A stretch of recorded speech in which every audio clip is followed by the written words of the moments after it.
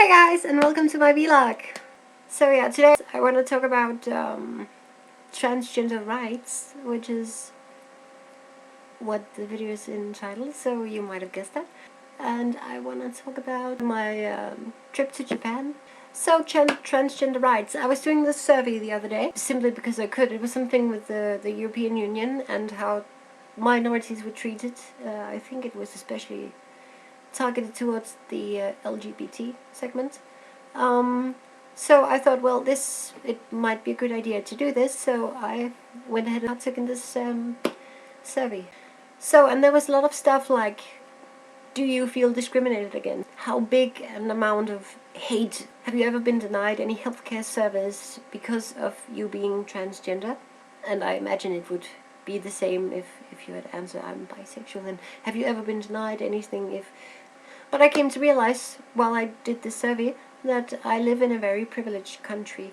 There might be some stuff about who can get the treatment, the specific treatment, but I can never be shown away from a hospital or anything. If I come with a broken arm, or I come with any disorder or something, they cannot say, we won't treat you because you are like this. I don't know if you realize this, but in Denmark we pay really high taxes, and I don't mind that, because that means that everyone can get treatment and go to school and all these things. So in that respect I think it's a good idea. But yeah, one of the other things that were, do people discriminate against you on the streets? Do they yell words at you or insult you or harass you? And to be honest, I don't feel that in my daily life, because I don't look the part of a man in women's clothing. I fit in well, for which I am so happy and so lucky. But I don't feel that in Denmark the Danish people are particularly discriminated against transgender people. I think many people think that if you are gay, if you are transgender, that's your own thing. But then again, in daily language, I often hear people making fun of like drag queens or gay people, and it's very normal to hear that something is gay or someone is something without really, them meaning that as a bad thing. It's just denoting them as so. But that's linguistics. The final thing of this discrimination thing with jobs. Are people like me a risk group when it comes to getting fired? And in Denmark, fortunately, we are not, because we have laws against saying you cannot fire people on the basis of things like gender identity or sexual orientation. Anyone who was to sack me with the reason that was say, well, you were born with a schlong, so we cannot help you there, you will have to find something else, then I would be able to sue this guy's ass off. I read somewhere that in 30 plus American states it is actually possible to fire someone just because of their gender identity or because they are gay. And I think that number is outrageously high. I mean, I realize that America is a bit more conservative than, lacking a better word, the rest of the world. 30-something states, that's a really high number. And of course people in Denmark are saints, but I mean, compare the two. And how can people treat other people like that? I don't get it.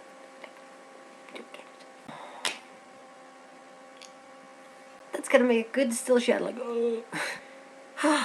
So that was the major issue. It's been over a month since I came home from Japan, and I had a lovely trip. It was really good, and I got to use my Japanese, and I was really happy about that, because on Wednesday, that's a week from now, approximately, less than a week, I'm going to my first exam where I will be talking about a given subject in Japanese, and I will afterwards chit-chat with Sensor and the teacher about Chinese and Japanese history. So I think it was good for the trip, so I could just brush up on my Japanese before going to exams. And when we were there, we went to see several bands. We were at a band called D hosted this event called Mad Tea Party, at which bands like Versailles and Dali and Martin du Opera and all sorts of other bands performed, and that was really good. And we went at another concert where we saw Exist Trace and Megalomania and other bands. So we had a really enriching tour There was like, I don't know, 8 bands or something in the course of 2 weeks. It was awesome. And I of course bought so much stuff that I am now poor and have no money to do anything. Which is okay, because I'll be looking fashionable while I am poor. We were there while the cherry blossoms were in full bloom, so we went to Yoyogi Park, partook in this hanami, and we just had a really good time. People get something to drink. That goes for everywhere in the world, but it's funny because when a group of drunken Japanese people go and when I talk to you, then it's quite something, especially if you understand them. Everything was just like white or pink, and it was above you and below you and everywhere. So that was such a good memory. So lastly, I'll be going to end of terms exam soon, which is also why I've been a bit tardy about this vlogging thing. I've had a lot of stuff to do, and I've been installing some new software because I thought I would like to use something better than what I used previously. Isn't that right? That is correct. I realize this hasn't been my most interesting or anything vlog. I want to keep this going. So, yeah, well, next time I'll answer some questions because I've gotten some from you. And I want to thank you for writing to me and watching because, well, it makes it all worth it. So thank you for your support, and I'll see you soon. Bye.